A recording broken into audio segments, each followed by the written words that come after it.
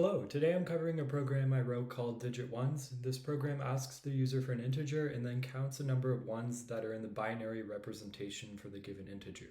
So take 7 for example. Its binary representation is 111, therefore if I give the program 7, it should output 3 ones.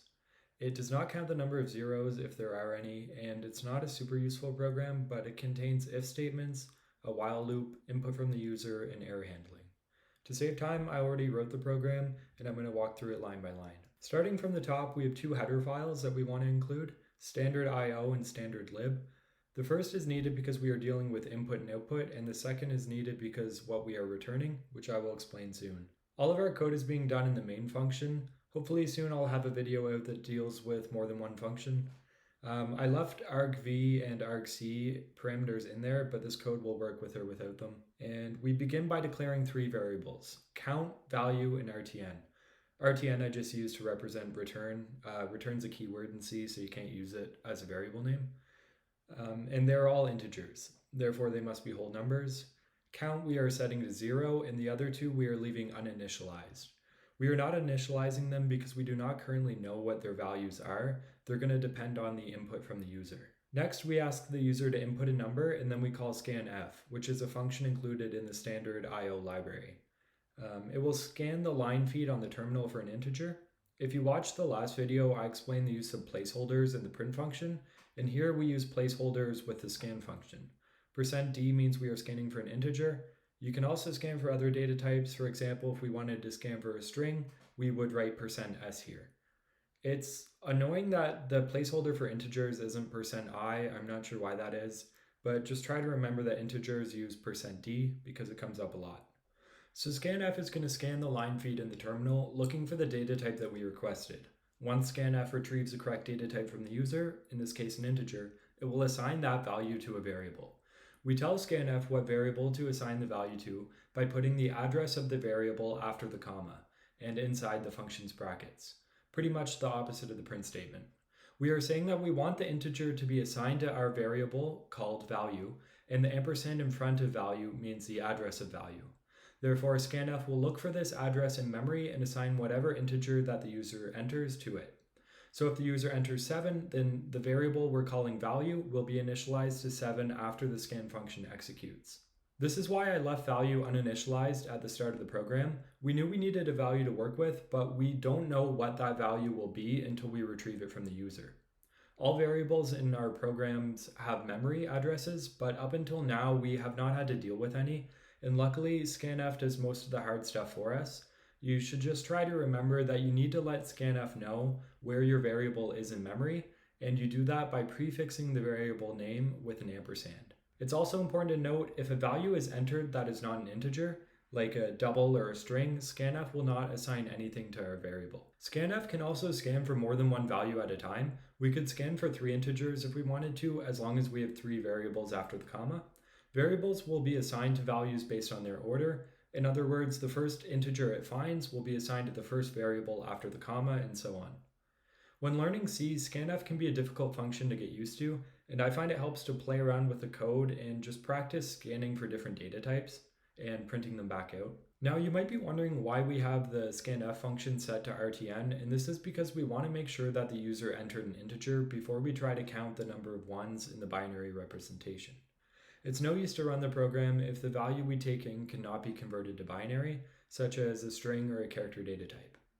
So as we know, scanf can scan for multiple values, and it will only assign a value to a variable if it is a correct data type. Scanf also returns an integer.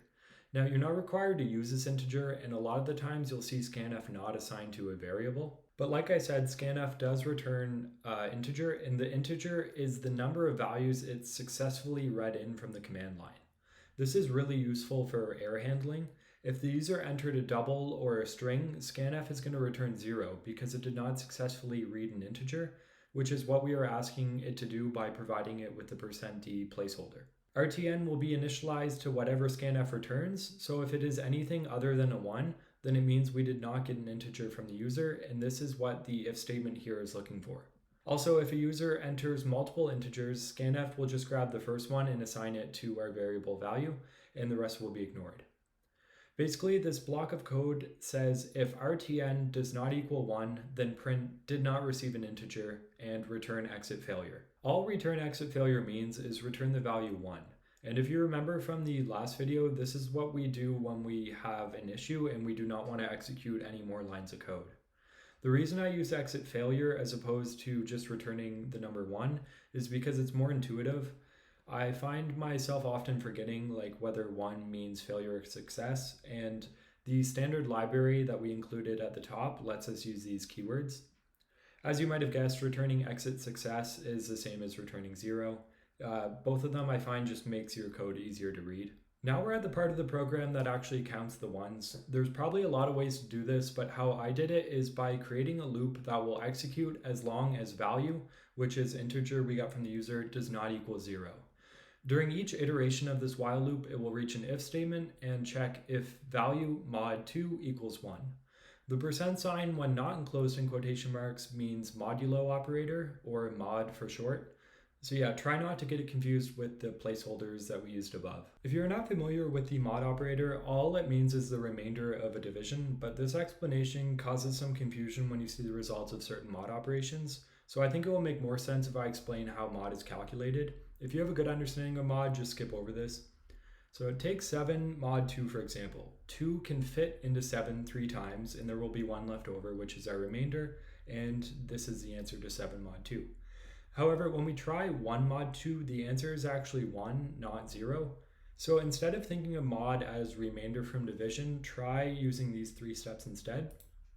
Divide the dividend by the divisor. Using our example, it would be 7 divided by 2 equals 3.5. Next, take the whole number, part of the answer from step 1, so this being just 3, and multiply it by the divisor. So 3 multiplied by 2 equals 6. Finally, subtract the answer from step 2 by the original dividend. 7 minus 6 equals 1. And if you try this for 1 mod 2, you'll also get the answer 1. Pause the video if you need to think about this or want to write it down, because it's a confusing operation to get your head around at first, but it comes up a lot in CS, and it makes it easy to find the number of ones in a binary representation of a number, which I'll actually get back to now. Sticking with our example of 7 returning 3 ones, imagine the value variable is 7 here. The while loop condition will be evaluated to true. The if statement will be evaluated to true as well, since 7 mod 2 is 1. Now we will increment count because this corresponds to 1 in the binary representation. Next, we will change the value of our variable to be 3. 7 divided by 2 is 3.5, but since our variable is an integer, it only wants the whole number, and it will drop everything off after the decimal place. Now we are back up to the while loop condition, and 3 does not equal 0, so we will iterate again. 3 mod 2 is equal to 1, and we will increment count once again. Value will be set equal to 1 because 3 divided by 2 is 1.5, and we drop everything after the decimal place. Back up to the while loop for the last successful time.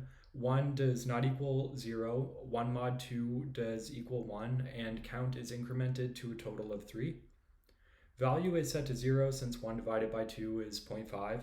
And finally, it will check to see if value is equal to 0, which it is, and the flow of the program will jump to the final print statement. This should look familiar if you watch my last video. All we are doing is printing to the screen the value of our variable count, and this represents the 3 ones. If you need a reminder of binary, it goes 2 to the power of 0, 2 to the power of 1, 2 to the power of 2, and so on. So 3 ones would mean 1 plus 2 plus 4, giving us a total of 7, which is what we want. Finally, if we made it this far in the program, we want to exit successfully. And hopefully this example wasn't too confusing. The next video on C should be up within the week, and thanks for watching.